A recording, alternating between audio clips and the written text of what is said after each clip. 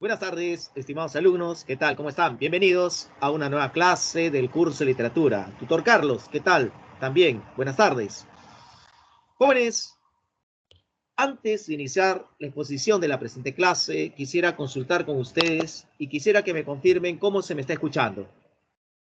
¿Hay problemas de audio? ¿Se me está escuchando bien? Quisiera, por favor, que me confirmen ello.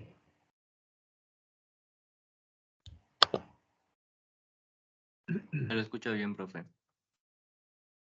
¿Estás? Sí, se escucha bien. Lo que sucede es que he cambiado de red, he cambiado de internet, entonces he tenido algunos problemas en la semana y quisiera la confirmación de ustedes para saber si se puede realizar esta clase de manera eficiente. La confirmación de su compañero entonces me permite entonces ya iniciar la exposición de la presente clase. Bien, como ustedes están visualizando en sus respectivos monitores, el día de hoy, en la clase correspondiente a la semana 6, vamos a hablar acerca del barroco. En cuanto al barroco, vamos a tener en cuenta pues sus principales características y teniendo en consideración ello, vamos a proceder a hablar acerca del teatro del siglo de oro. Entonces, en cuanto al teatro del siglo de oro, uno de los exponentes más importantes es Pedro Calderón de la Barca, el autor de la obra La vida es sueño. Nuestra clase entonces se centrará en los aspectos que acabo de mencionar. Bien, entonces vamos a ampliar el contenido de la presente clase. El día de hoy vamos a hablar acerca de las características del barroco. Vamos a tener en cuenta pues el manejo de diversos conceptos en esta propuesta estética. Y a partir de ello, hablaremos del teatro del siglo de oro. Definiremos cuáles son sus principales características y vamos a hablar acerca de sus tendencias. ¿Sí? Me adelanto, hablaremos acerca del teatro popular y acerca del teatro cortesano. Y una vez visto esto, ya hablaremos acerca de la importancia de Pedro Calderón de la Barca, el autor de La vida es sueño. Está claro que nosotros vamos a hablar de esa obra, es decir, vamos a tener en cuenta el argumento de esta obra teatral, vamos a hablar acerca de sus temas más importantes y haremos un pequeño comentario acerca de la obra. Eso es lo que trabajaremos el día de hoy y de inmediato empezaremos con la exposición hablando acerca de el barroco español. ¿Qué es el barroco? ¿Cómo vamos a definir a esta propuesta? Bueno, el barroco es el segundo momento del siglo de oro español. Recordemos entonces que el siglo de oro se definía como una etapa de gran auge, de gran esplendor cultural y literario, constituido por dos momentos sucesivos. El Renacimiento, que se desarrolló en el siglo XVI, y el barroco, que se manifiesta un siglo después. ¿Qué es el barroco? El barroco se define como una corriente artística y literaria. Y como toda propuesta, como toda corriente, va a presentar una primera etapa, es decir, una etapa de formación, para luego desarrollar una etapa de apogeo y esplendor, y finalmente una etapa de declive, de decadencia.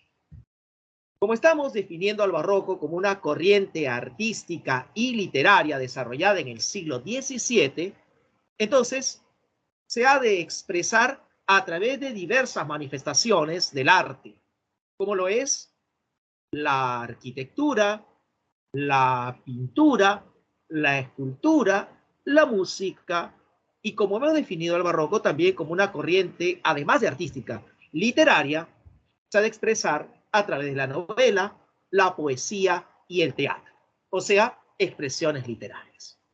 En ese sentido, entonces, vamos a tener en cuenta las diversas características del barroco. Y entre esas características podríamos afirmar de que el barroco se caracteriza por su complejidad. Esto lo hemos definido cuando nosotros trabajamos el desarrollo de la literatura de la Edad Moderna y hablamos de los movimientos culturales que en la Edad Moderna se desarrollaron: Renacimiento, Barroco e Ilustración. Y dijimos, si es que no lo recuerdan, que el arte barroco se caracterizaba por su complejidad. Ahora bien, ¿en qué radica esa complejidad? Voy a tratar de explicarles en qué se fundamenta esa complejidad. Esa complejidad del barroco estará determinado por el desarrollo de un estilo recargado, ¿Y dónde se aprecia ese estilo recargado? Se aprecia en la pintura, por ejemplo, con la utilización de diversos recursos. Se aprecia en la arquitectura con la acumulación de formas. Y esto se hace perceptible, por ejemplo, en fachadas de construcciones, en el interior de las iglesias, en columnas, etc. Entonces, vamos a ver cómo de pronto hay formas que se van a superponer y definitivamente eso dificulta la percepción de las personas.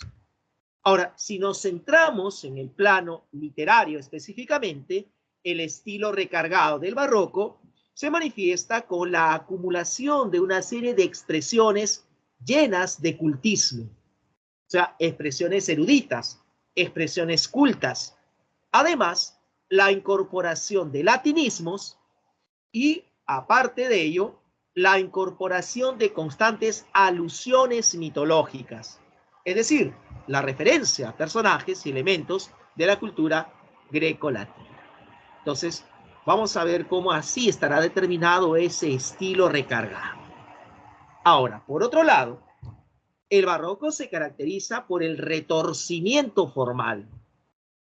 ¿Qué entenderemos por retorcimiento formal? O sea, vamos a ver cómo las formas nos darán la sensación de movimiento. Y esto se hace perceptible, por ejemplo, en arquitectura, en columnas y fachadas con formas ondeantes. Como que de pronto las estructuras y las formas se mueven. Esa misma sensación la vamos a poder apreciar en literatura. Las expresiones como que se alteran sintácticamente hablando, es decir, como si nos indujera la sensación de movimiento. Ese efecto de movimiento se va a lograr gracias a la utilización del hipérbaton. Recordemos que el hipérbaton es aquella figura literaria que altera la sintaxis convencional de las expresiones. Pero además, durante el barroco, aparte del hipérbaton, se utilizará constantemente la metáfora, es decir, la figura literaria que crea imágenes y que obviamente nos ha de presentar, pues, superposición de estas imágenes, ¿no? Las metáforas son extensas y difíciles de entender. Entonces, todo esto, el manejo de todas estas ideas y conceptos, generan esa complejidad. Pero vamos, en el barroco, aparte de lo expresado, hay una serie de conceptos que van a manejarse. Por ejemplo, vamos a ver que hace un momento mencioné que el efecto de retorcimiento formal nos brinda la sensación de movimiento. En el barroco es importante la idea de movimiento, es decir, se evidencia un gran dinamismo. ¿Y qué significa esto de dinamismo? Nada es estable, todo se mueve, todo cambia. Por lo tanto, ese gran dinamismo equivale a inestabilidad. Y a partir de esas ideas, dinamismo e inestabilidad, se podrá establecer la naturaleza del hombre de la época. Cómo es concebido el hombre del siglo XVII como un ser inconstante, cambiante, voluble, de vida pasajera, cuyo final es la muerte. Es importante entonces considerar lo siguiente, ¿no? Conceptos que van a relacionarse entre sí. Por ejemplo, y esto no aparece en la diapositiva, pero sí aparece en el material que ustedes poseen, aparecen conceptos como mudanza y fragilidad. ¿Habrá alguna relación entre mudanza y fragilidad? Claro que sí. Miren, vamos a ver cómo mudanza implica cambio, mientras que fragilidad implica inestabilidad. Cambio e inestabilidad, ¿no? Conceptos que se van a corresponder. Y esos conceptos, mudanza y fragilidad, se van a relacionar con la dicotomía de conceptos vida y muerte. La vida termina con la muerte. Por lo tanto, eso implica un cambio de un estadio a otro. La mudanza de un estado, la vida, a otro estado, la muerte. Mudanza. Y fragilidad. Claro, la fragilidad de la vida determina la muerte. La vida es pasajera, la vida es efímera, como se había mencionado hace un momento. Entonces, vamos a tener en cuenta esos detalles en torno, pues, al barroco. Ahora, si hablamos de vida, miren cómo la vida durante el barroco ha de ser entendida como una representación. Entonces, ¿cómo vamos a explicar esto? Sucede entonces que la vida será concebida como una inmensa, como una gran obra teatral en la cual cada uno de nosotros asumirá un rol determinado. Entonces, por eso la vida es una representación. Evidentemente, en el desarrollo del barroco hay otras características que vamos a tener en cuenta. Por ejemplo, hay otra dicotomía de conceptos, realidad y ficción. ¿Qué pasa con ambos conceptos? Lo que sucede es que hay una confusión. No se puede establecer los límites precisos entre lo que es real y lo que es ficcional. No hay distinción entre realidad y confusión, lo que conlleva a esa confusión. Miren cómo el manejo de estos conceptos, realidad y ficción, serán empleados en las obras más representativas del barroco. Una de ellas es una novela que hace referencia a un hidalgo quien de tanto leer libros de caballería empieza a distorsionar la realidad y confunde, pues, la realidad objetiva con la fantasía que él cree percibir. Estamos hablando, pues, del ingenioso hidalgo Don Quijote de la Mancha, y en esa novela vamos a encontrarnos con de pronto esta confusión entre realidad y ficción. Miren cómo el manejo de estos conceptos, realidad y ficción, también se hará perceptible en otra obra representativa del barroco, como es el caso de La vida es sueño. En La vida es sueño, vamos a apreciar cómo el protagonista llamado Segismundo, quien ha tenido la oportunidad de ser probado en la corte por su padre, experimenta una serie de situaciones. Pero luego su padre, el rey Basilio, decide retornarlo a la torre donde él había crecido. Y cuando él despierta, después de haber sido narcotizado en esa torre, él no sabe a ciencia cierta qué es lo que ha experimentado anteriormente, si ha sido verdad o ha sido un sueño, o sea, si ha sido realidad o ha sido una ficción, su experiencia previa. Entonces, no hay distinción entre realidad y ficción. Y ya para finalizar estas características del barroco, podría mencionar el manejo, el uso, el empleo de contrastes. Es decir, conceptos opuestos que aparecen vinculados. Entre ellos, por ejemplo, ser, parecer, locura, cordura, vida, muerte, realidad y ficción, hombre libre, hombre en cautiverio, etc. Muy bien, entonces estas son las características del barroco. Y el barroco, como corriente literaria, se ha de manifestar a través de la novela, les mencioné, y eso lo trabajaremos en la siguiente clase cuando hablemos del Quijote, se ha de manifestar en el teatro, y vamos a hablar del teatro del siglo de oro a continuación, y se ha de manifestar a través de la poesía. Menciono la poesía y la enfatizo, ya que en la literatura española del siglo XVII se van a desarrollar dos escuelas totalmente opuestas. Por un lado, aparece el culteranismo, cuyo representante es Luis de Góngora y Argote, y aparece, por otro lado, el conceptismo, cuyo representante es Francisco de Quevedo y Villegas. Bien, entonces dejamos de lado las características del barroco y a continuación hablemos acerca del teatro del siglo de oro. En cuanto a este teatro del siglo de oro, vamos a considerar quiénes son sus más destacados representantes. Entre esos representantes, por ejemplo, podríamos mencionar a aquel escritor que fue conocido con el apelativo de el Fénix de los Ingenios. Díganme ustedes, ya que conocen y tienen información previa, ¿a qué escritor se le llamó el Fénix de los Ingenios?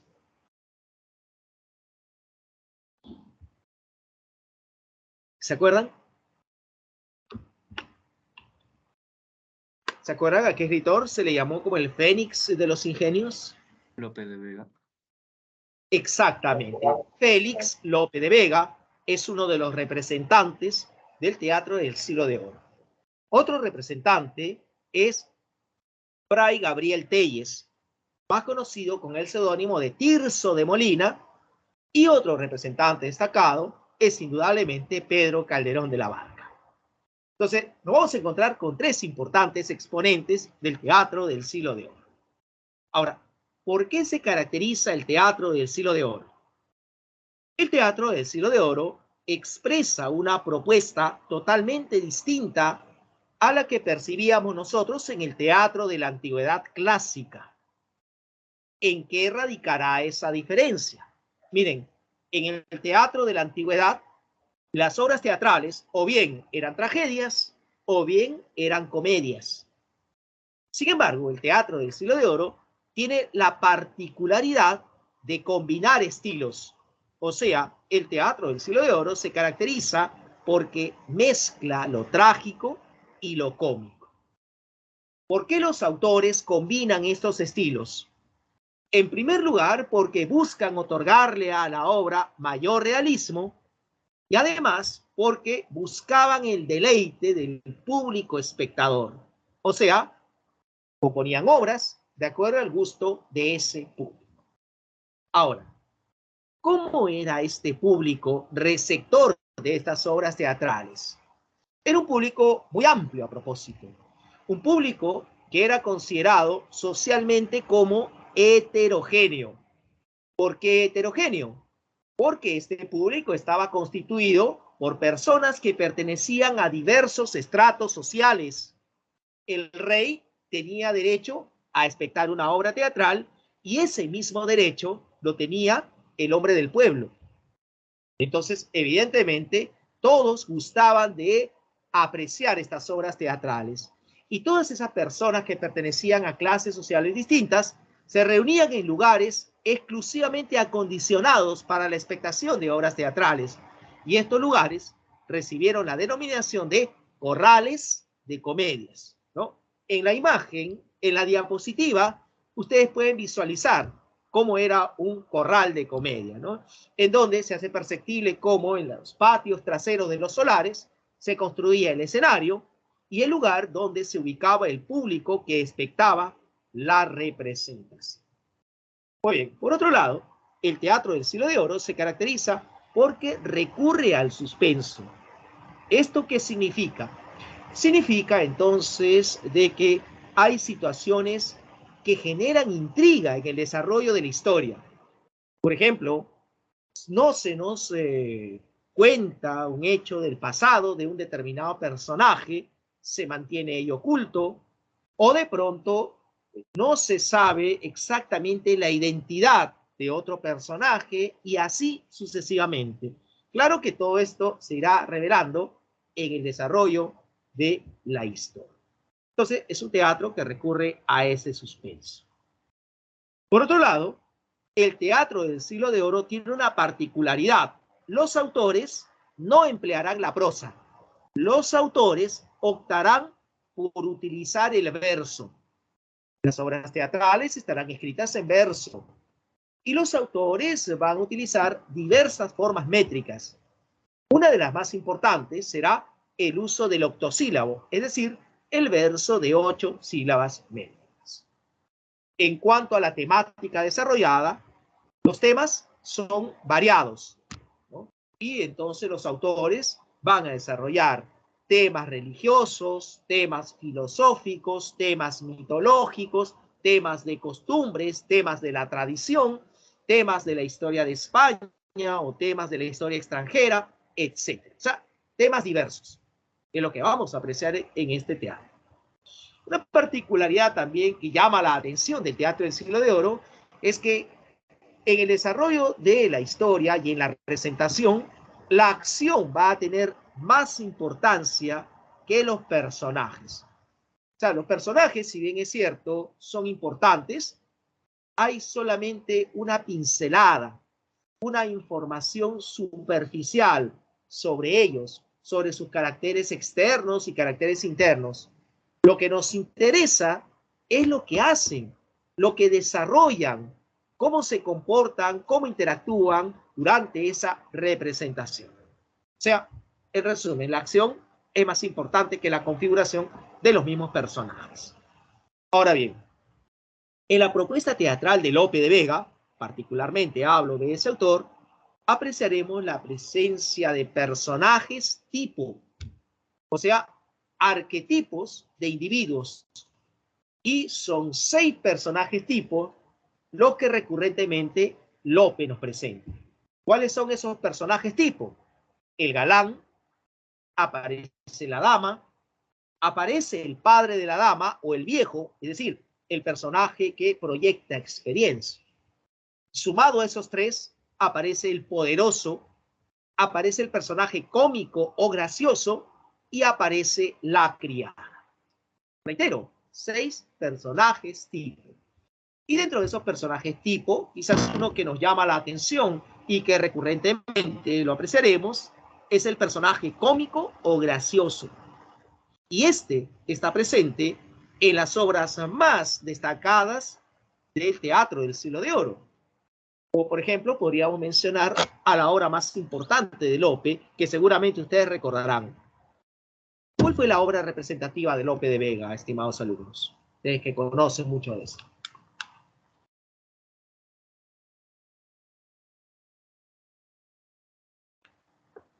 ¿Alguna idea? ¿Cuál fue la obra más importante, más representativa de Lope de Vega?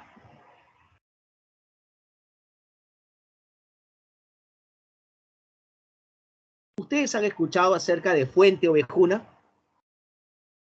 Quisiera que me confirmen ello. ¿Han escuchado acerca de Fuente Ovejuna? ¿Sí? Profe, más o menos. Más o menos, ¿no? Bueno, Es algo un de la juicio. historia. Claro. Es como un juicio y un pueblo lo condena. Exactamente, ¿no? Una obra que hace referencia a los abusos del comendador Fernán Gómez de Guzmán, ¿no? Un hombre lujurioso, un hombre lascivo que gustaba de poseer a las mujeres en contra de su voluntad. Entonces, en el pueblo de Fuente Ovejuna, vamos a encontrarnos con la presencia de una serie de pobladores campesinos ellos, labradores, y entre esos aparecen 2 personajes, ¿no? Frondoso y Laurencia, jóvenes quienes desarrollan una historia de amor, podríamos decir. Sin embargo, vamos a ver cómo esta historia de amor será opacada justamente por lo que ha de realizar Fernán Gómez de Guzmán. El comendador abusa sexualmente de Laurencia. Y entonces, una vez que él ha satisfecho sus bajas pasiones, Laurencia se presenta ante los habitantes de Fuente Ovejuna y cuenta lo que ha pasado. Los habitantes indignados ya no soportan más los abusos del comendador y todos ellos lo buscan y lo van a justiciar. Y entonces, cuando se propaga la noticia y se realizan las indagaciones, las autoridades preguntarán a todos los habitantes del pueblo, ¿quién mató al comendador? Y el pueblo al unísono responderá, Fuente Ovejuna, señor. Entonces vamos a ver cómo la justicia colectiva se ha aplicado. Sin embargo, las autoridades descubrirán los abusos de dicho comendador y ante ello, los reyes católicos brindarán el perdón a los habitantes de Fuente Ovejuna. Bueno, es un resumen de la obra.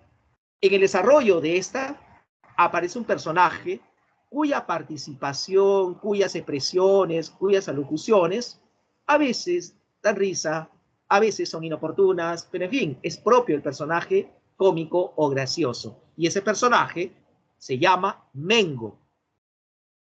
Muy bien, entonces en Fuente Ovejuna el personaje gracioso es Mengo. Y en La vida es sueño también aparece otro personaje gracioso. Ese personaje gracioso se llama Clarín y lo veremos cuando nosotros detallemos aspecto del argumento de La vida es sueño. Entonces, ejemplos de personajes graciosos. Como ese es el caso de Piquichaqui en Ollantay. Profe, pero ¿por qué usted habla de Ollantay? Se preguntarán. Lo que sucede es que durante la colonia, el fenómeno conocido como teatro quechua colonial consistía en la composición de obras teatrales en quechua, pero que poseían las características del teatro del Siglo de Oro. Estaba escrito en verso, mezclaba lo trágico y lo cómico, etc. Entonces, en Ollantay también hay un personaje gracioso y este se llama Piquichaqui. Entonces son ejemplos de personajes cómicos. ¿no? Mengo, Clarín, Ichaki, etc. Bien, entonces dicho esto, hablamos a continuación acerca de las tendencias del teatro del siglo de oro. En el desarrollo de este teatro hay dos tendencias claramente marcadas. Por un lado, vamos a encontrarnos con el desarrollo de un teatro popular, o sea, un teatro que se identifica con el pueblo, cuyo representante máximo es Félix Lope de Vega, y por otro lado aparece un teatro cortesano. Este teatro de tendencia cortesana tendrá como máximo exponente a Pedro Calderón de la Barca. ¿Por qué teatro cortesano? Porque se trata de un teatro que se identifica con la corte. Por lo tanto, exalta a la corte, exalta a la clase dominante. ¿Y quiénes integran la corte? Personas con títulos nobiliarios. El rey, el príncipe, un duque, un conde, un marqués, etcétera, ¿no? Entonces, vamos a ver cómo esas son las dos tendencias del teatro del siglo de oro. El teatro popular de Lope se caracteriza por plantear el concepto de nacionalismo, es decir, procura otorgarle gran importancia a lo español, es decir, pone énfasis en la historia de España, en las costumbres de España, en las tradiciones hispanas, etc. O sea, destaca lo propio, nacionalismo. Otro aspecto que caracteriza al teatro popular de Lope es su riqueza inventiva. Es decir, si bien es cierto, en muchas de sus obras, Lope se sustenta en acontecimientos históricos y reales, la genialidad de este autor le permite construir personajes sobre esos referentes históricos. Le permite al mismo tiempo inventar situaciones y conflictos imaginarios. Entonces, ahí radica esa riqueza inventiva. Popularidad es otra de las características. Y en cuanto a esta, es lo que ya dijimos, la identificación con el pueblo, con la clase popular. Si no, pongámonos a pensar, en Fuente Ovejuna, ¿quiénes son los personajes principales? ¿Serán los reyes católicos? ¿Será acaso gente que pertenece a la corte? ¿O los personajes principales son Frondoso y Laurencia, que son labradores? Esto último es verdad. Entonces, sí, pues, hay una identificación con el pueblo. Y finalmente, vamos a ver cómo el teatro popular plantea el desarrollo de temas históricos, temas hispanos en realidad, ¿no? Provenientes de la leyenda o de la historia de España, preferentemente. Esas son las características de este teatro de tendencia popular. Por otro lado, el teatro de tendencia cortesana de Calderón se caracteriza porque nos ofrece un mayor lirismo. Es decir, es un teatro que no presenta un lenguaje poético, el cual expresa grandes emociones y sentimientos. O sea, es un teatro muy, para hacerlo, para decirlo de mejor manera, es un teatro muy emotivo, muy intenso, mayor lirismo. Por otro lado, vamos a ver cómo este teatro de tendencia cortesana se caracteriza por su perfección formal y técnica. Es decir, Calderón emplea una serie de recursos diversos para otorgarnos una obra de gran calidad, como es el caso del trabajo exhaustivo en el lenguaje. El lenguaje, estéticamente hablando, es refinado, es elegante, es muy bien trabajado. Otro aspecto que caracteriza a este teatro cortesano es la tendencia a la idealización y la alegoría. Es decir, vamos a ver cómo busca Calderón brindarnos una imagen ideal, idónea, de personajes o de determinados conceptos. Y esa tendencia a la alegoría se sustenta en el manejo de símbolos. A través de esos símbolos, Calderón busca brindarnos una serie de ideas y conceptos. Justamente esto último tiene que ver con el desarrollo de temas filosóficos y reflexivos, que es otra de las características. Miren, el teatro de Calderón no solamente desarrolla una historia, no tiene solamente ese fin, sino que al presentarnos la historia, también el autor nos brinda una serie de ideas y conceptos que tienden a ser analizados, que nos dejan pensando. Entonces, eso es lo que vamos a tener en cuenta como características del teatro cortesano. Para finalizar, ese teatro de tendencia popular se desarrolla básicamente en el primer momento del siglo de oro, es decir, es más de tendencia renacentista, mientras que el teatro cortesano es más de tendencia barroca. Por eso aquí nosotros vamos a destacar la importancia de este autor, Pedro Calderón de la Barca, autor español, nacido en el año 1600 en Madrid, es considerado el máximo representante del teatro barroco de tendencia cortesana del siglo de oro y uno de los más importantes de la Contrarreforma. Calderón es considerado también un autor bastante prolífico.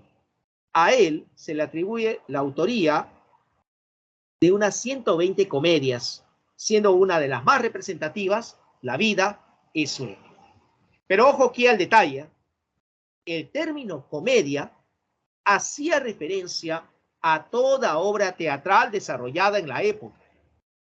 Y es que como las obras mezclaban lo trágico y lo cómico, había una gran dificultad para establecer su verdadera especie. Por lo tanto, se creyó conveniente emplear el término comedia, término general, para denominar a esas obras teatrales. Bajo esa perspectiva, entonces, vamos a poder apreciar cómo Calderón es considerado el autor de 120 comedias, entre las cuales aparece La vida es sueño. La vida es sueño, El alcalde de Salamea, El mayor monstruo de los celos, El príncipe constante, El médico de su honra, entre otros. Pero el teatro de Calderón no solamente está constituido por comedias, también encontraremos autos sacramentales. ¿Y qué son los autos sacramentales? Son piezas teatrales de carácter religioso y filosófico, siendo aquí la obra representativa el gran teatro del mundo. Ahora, sumado a las comedias y a los autos sacramentales, aparecerán los entremeses, piezas teatrales de carácter jocoso y popular, ¿no?, que se representaban entre acto de una obra mucho más grande. Entonces, eso es lo más importante del teatro que nos ha ofrecido Calderón. Ahora bien, centremos nuestra atención en La vida es sueño, una obra que data del año 1635. Esta obra pertenece al género dramático. En cuanto a la especie, vamos a establecer que se trata de un drama filosófico. Drama que está centrado en la figura de Segismundo, el príncipe de Polonia. En cuanto a la utilización de versos, sí, pues, como toda obra teatral del siglo de oro,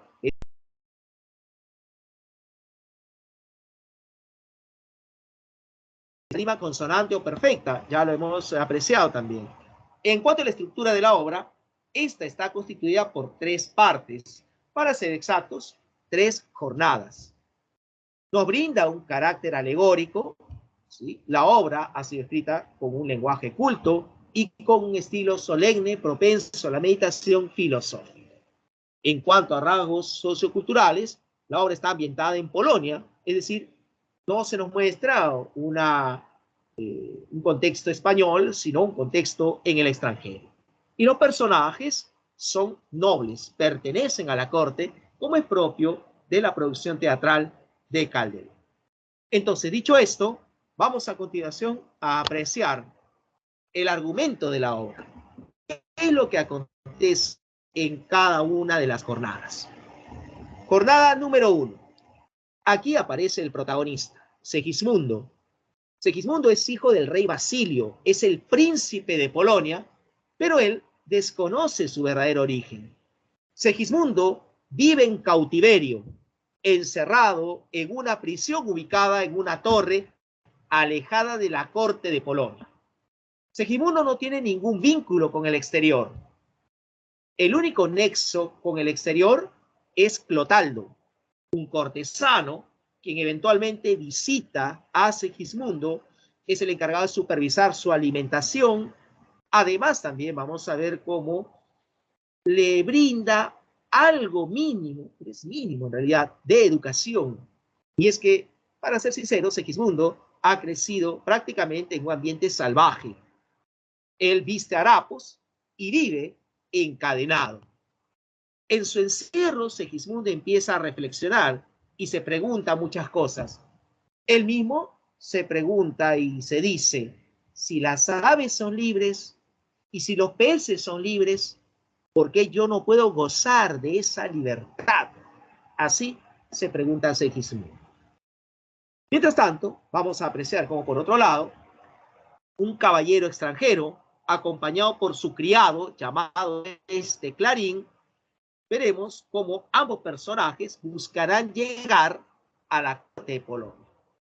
Sin embargo, llega la noche, no pueden lograr su cometido, y ambos, el caballero y Clarín, encuentran la torre donde se encuentra Segismundo e ingresan en su interior. Ya dentro, tanto el caballero como Clarín escuchan los lamentos y quejidos de Segismundo, y son quejidos pues tan intensos que este caballero y Clarín se van a compadecer de lo que le pasa a ese hombre. Pero Segismundo se percata de la presencia de los extraños y a pesar de que está encadenado, Segismundo quiere arremeter contra ellos porque no quiere que nadie sepa de su dolor. Entonces el caballero y Clarín, para defenderse, sacarán sus espadas. En ese mismo instante aparece Clotaldo.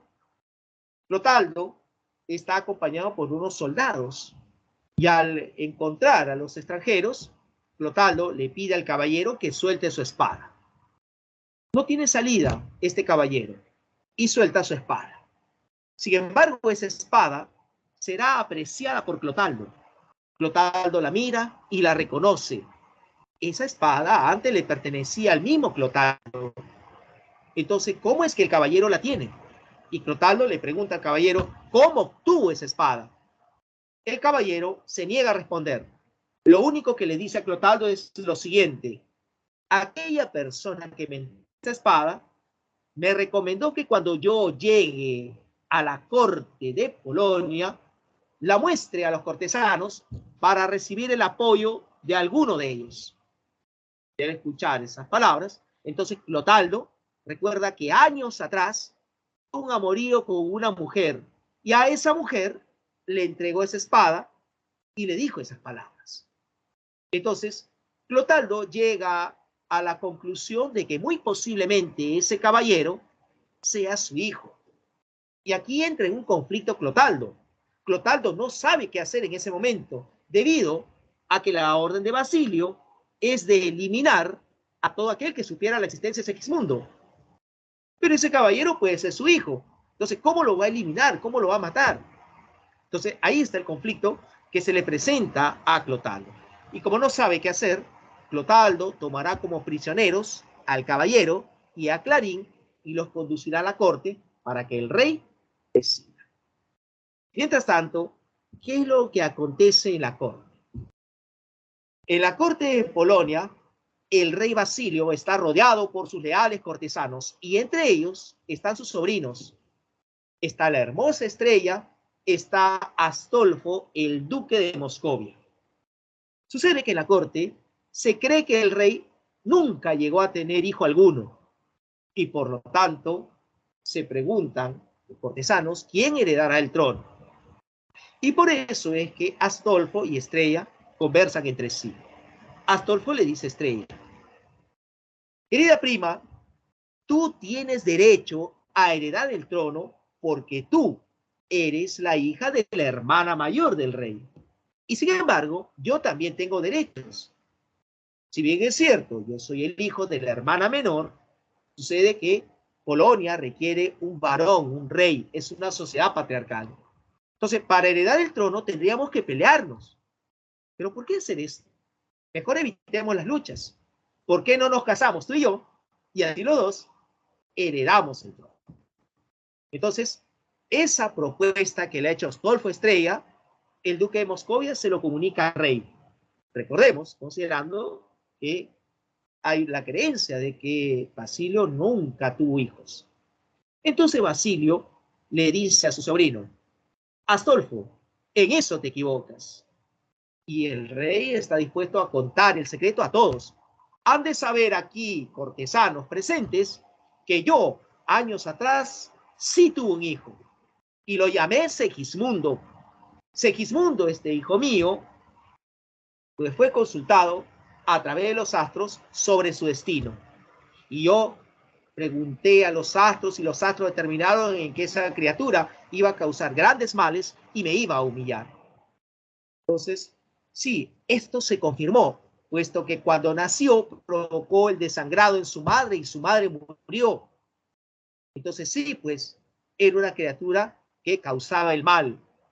Temiendo todos esos pronósticos, determiné que mi hijo crezca en una torre aislada. Y entonces los cortesanos se enteran de que el rey sí tiene un hijo. Y están sorprendidos y a la vez exigen la presencia de Segismundo en la corte. Y como el rey tiene dudas acerca de esos vaticinios, decide poner a prueba a su hijo. En ese instante aparece Clotaldo con los prisioneros, el caballero y Clarín. Entonces le dice al rey de que los ha encontrado y que ahora es potestad del rey decidir qué hacer con ellos. Sin embargo, el rey Basilio le dice a Clotaldo, ya el secreto ha sido revelado, ahora dejo a tu criterio qué hacer con ellos. Y como obviamente Clotaldo considera que el caballero es su hijo, Clotaldo le da la libertad, lo propio hará con Clarín, y es más, le dice a ambos que pueden quedarse incluso en la corte de Polonia. Clotaldo se va a interesar por las motivaciones que empujaron, que llevaron a que este caballero busque arribar a la corte de Polonia. Entonces vamos a ver cómo el caballero le responde a Clotaldo y le dice, lo que sucede es que quería llegar de inmediato a la corte de Polonia porque me había enterado de que Astolfo se encontraba allí. Y ese duque, Astolfo, tiempo atrás había cometido una afrenta conmigo. Me hizo una promesa, jamás lo cumplió, y ahora me he enterado que estaba aquí y que incluso ha pedido la mano de Estrella. Clotaldo, ante esa respuesta, se muestra muy extrañado, porque lo que está apreciando es el interés de un caballero por Astolfo, el interés de un hombre por otro hombre. Y eso le causa cierta extrañeza. El caballero, para disipar esas dudas, le dice a Clotaldo, mira, juzga por ti mismo. ¿Y qué hace el caballero? Empieza a quitarse el traje de caballero, su investidura, y miren qué es lo que encontramos. Encontraremos a una dama llamada Rosaura. Entonces le explica ella a Clotaldo lo que había pasado.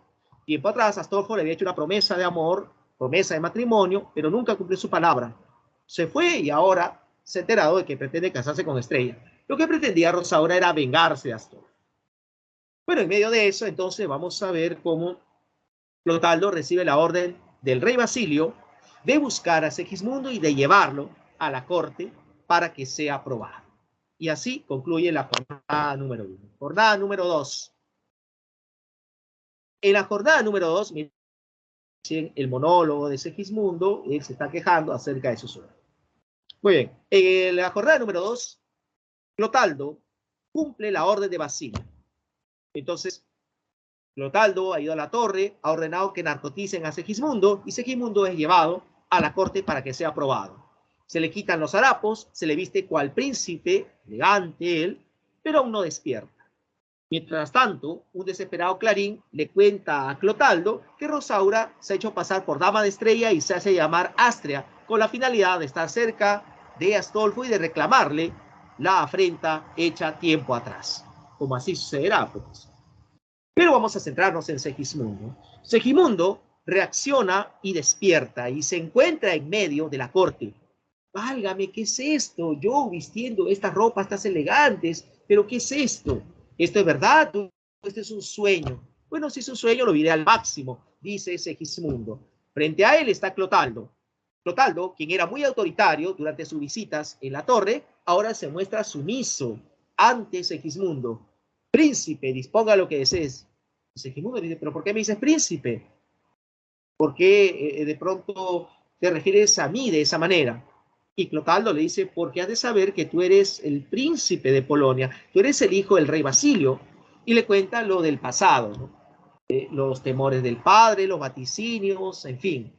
Y entonces al revelarse esa verdad, Segismundo estará muy molesto porque siente que sus derechos han sido atropellados, no se le ha respetado a él, ni su investidura. Y por lo tanto Segismundo empieza a gritar, a vociferar, a despotricar de su padre, está muy molesto, está muy indignado, dice que no se ha respetado su derecho a la libertad, etc. Sin embargo, deja de lado esa molestia cuando encuentra entre la gente a la hermosa estrella y pretende enamorarla. Se acerca con esa intención, pero ahí tendrá un altercado con un criado, quien le dice, le advierte de que ella es la prometida de Astolfo y de que si no la deja en paz habrán problemas. Tanto será este altercado que Segismundo le dice a este, mira, déjame tranquilo, si no yo voy por ese lado, encuentro una ventana y te arrojo por allí. Y el criado no quería quedarse atrás. Hay un intercambio de palabras con Segismundo y un Segismundo que actúa como un salvaje, coge a este criado, lo levanta en peso, lo lleva hasta una puerta que conducía a un balcón y luego regresa Segismundo sin el criado.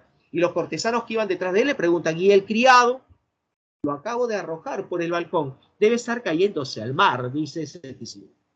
Y sigue desaforado Segismundo hablando mal de su padre, gritando, reclamando, pero de pronto encuentra la presencia de otra hermosa muchacha, que en este caso es Rosaura, y la reconoce a pesar de que viste de manera distinta. Recuerda el primer encuentro acaecido en la torre.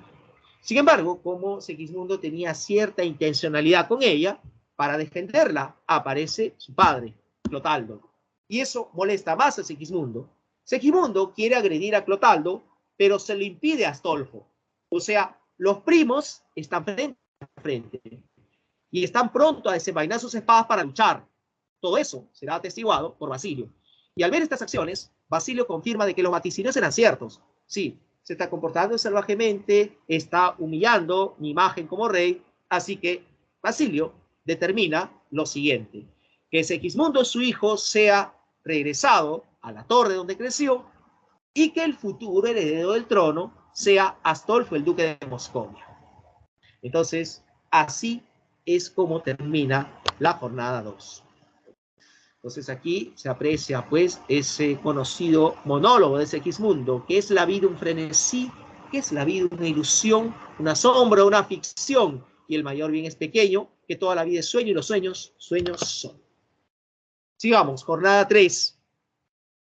En su celda, en la torre, Segismundo despierta después de haber sido nuevamente narcotizado. Está vistiendo harapos otra vez, aparece encadenado y frente a él está Clotaldo. Y Segismundo le pregunta a Clotaldo, y la experiencia que tuve hace un momento, la experiencia que tuve en la corte, y Clotaldo le dice, como para confundirlo, ¿qué experiencia? ¿De qué corte hablas? Tú nunca has salido de aquí. Y Segismundo duda acerca de la experiencia que ha tenido anteriormente. En la misma torre, pero en otra celda, está encerrado Clarín. A Clarín lo han encerrado porque sabe los secretos de los cortesanos, como es el caso de Clotaldo y de Rosaura.